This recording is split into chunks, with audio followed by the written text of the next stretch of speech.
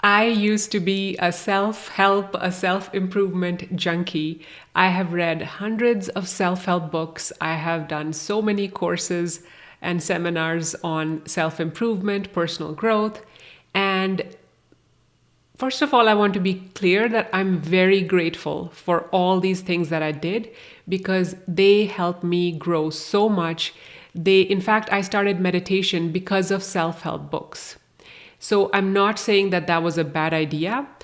I will say that it helped me grow so much because I was actually putting into practice what I was learning. I wasn't just reading the books and putting them away and doing the course and forgetting all about it.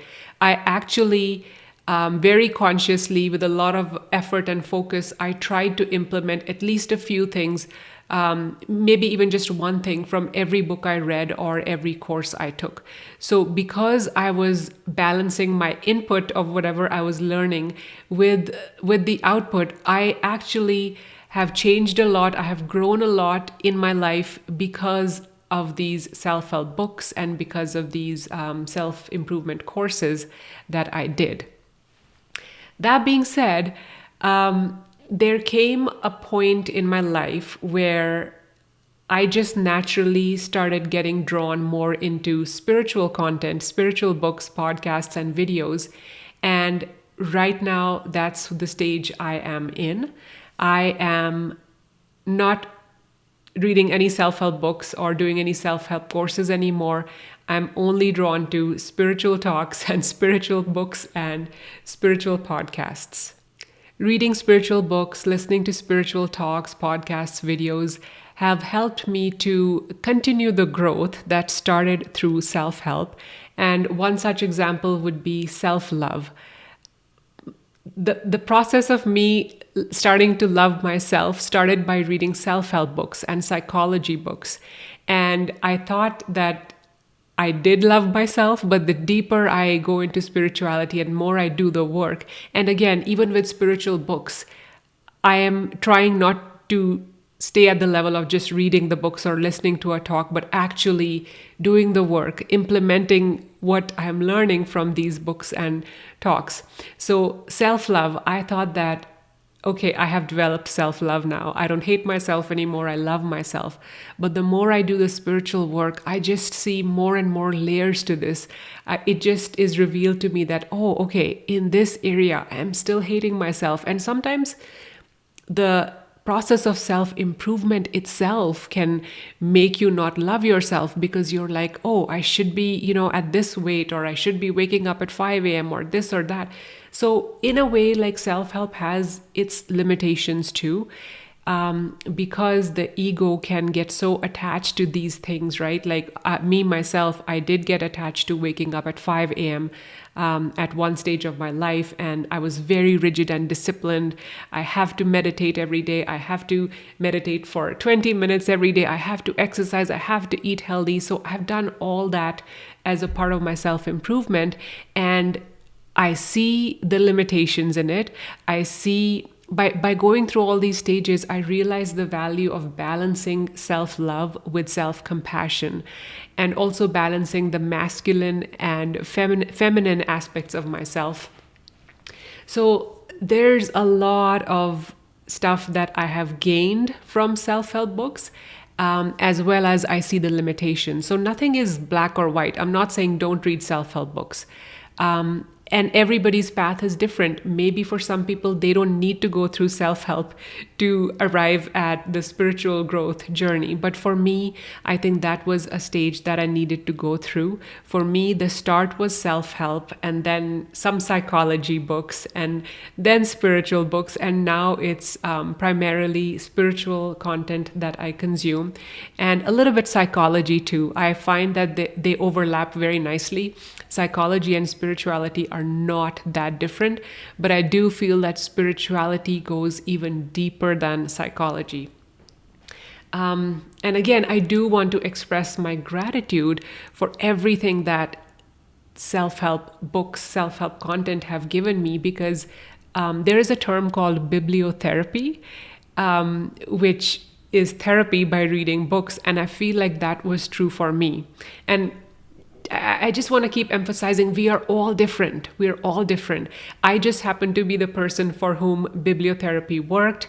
I like reading books and doing all this, courses, this sort of stuff. It helped me to improve my self-love, improve my habits, start meditation, be kinder to myself. And by reading the psychology books, I understood so much about childhood wounds. It helped me forgive my parents. It helped me understand why I am the way I am as an adult, how my childhood caused my adult patterns to emerge, all that sort of stuff. I find that very cool, and I got helped so much by this bibliotherapy, because I have never gone to an actual therapist. And I know for some people, for many people, in fact, it works great. And I think I should also. I feel like we all can benefit from going to a therapist. But I have been just following my intuition. And I think if we really listen to our intuition, the deep inner wisdom that we all have inside of us, it will show us what our next step is. So I have just been following my steps, or whatever. Rather, like I have been following my intuition as well. I have been following my curiosity. So wherever I was curious to read a book, I was curious to learn something about psychology, I just followed my curiosity and my intuition. So this has been my path. May not be the path for you. Your path may look completely different, and that's okay. I just want to share that I am no longer that self-help junkie that I used to be, because I guess now I'm a spiritual junkie. But even now, I try to not, like, be careful here too. Like when I use the word spiritual junkie, I said it as a joke, but it can be when you're on the spiritual path, reading spiritual books, podcasts, going to spiritual retreats. It can be so easy for the spiritual ego to emerge, right? And I have gone through that stage too, where I felt like I'm more conscious than others around me, or more awake, and then I'm judging them, right? But that's just my spiritual ego. So I guess that was also a stage I had to go through. But what I want to say is that what I have learned is that, since this podcast is about unconditional joy, I'm going to bring it back to that. I feel that using self-help alone, unconditional joy would not have been possible for me. Because of the reasons I mentioned before, where with self-help, your ego can get attached to certain outcomes and goals. And then if you're not able to achieve them, then you don't feel joy. So your joy becomes conditional to you achieving these self-improvement goals. But I feel that with the kind of spiritual work that I am doing right now and I'm interested in, it's more to do with surrender and flowing with life and not resisting life. And it's living a life of ease.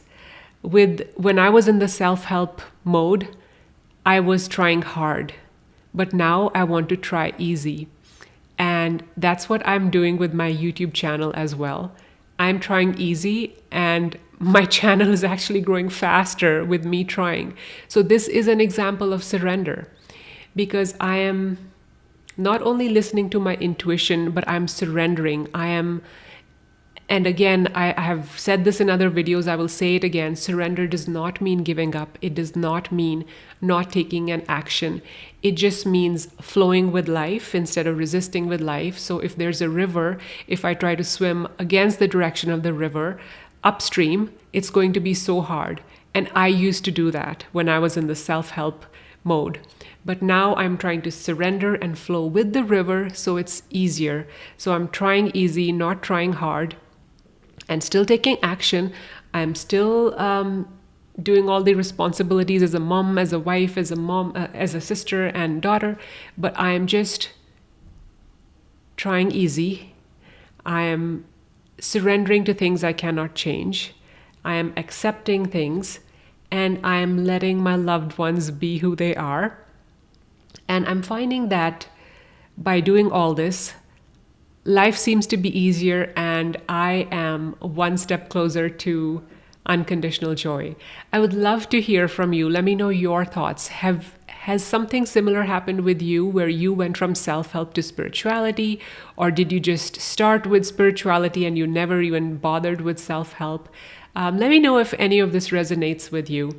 And similar to what I said in my video about why I stopped going on spiritual retreats, going to retreats was also a stage I needed to go through. Like, I'm not judging anything as good or bad. I'm not saying spiritual retreats are bad. In that video, I'm not saying in this video that self-help world is bad. Nothing is good or bad. Thinking makes it so, as Shakespeare said. So there's no black and white. It's how we use what we learn, right? So one way of reading self-help books can be very toxic, where you are being so hard on yourself and it's just giving you anxiety and even depression because you're setting unrealistic goals for yourself by reading these self-help books, and it's just causing you more harm than good. Or you could go in the direction of just reading and not taking any action, not implementing any changes in your life. So there is anything, like just like with anything else, like social media, you can use it for good reasons. You can use it to numb yourself. You can use it to watch violent stuff. Like, you can do whatever, right? So self-help is not bad in itself. It's how you use it. And okay, I think that's a good note to end this video at. But yes, please let me know your thoughts. I would love to know what you think about this.